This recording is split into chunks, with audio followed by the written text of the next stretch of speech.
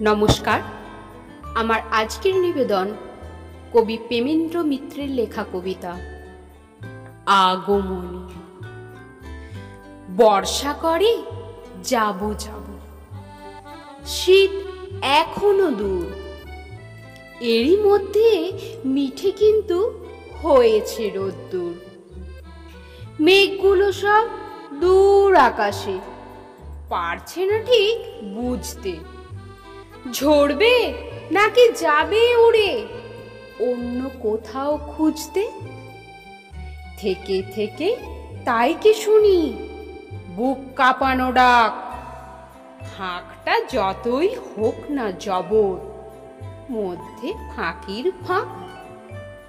আকাশ বাতাস আনমো না আজ, শুনে এ কোন ধ্বনি, চির নতুন হয়েও অচিন এ কার আগমনী।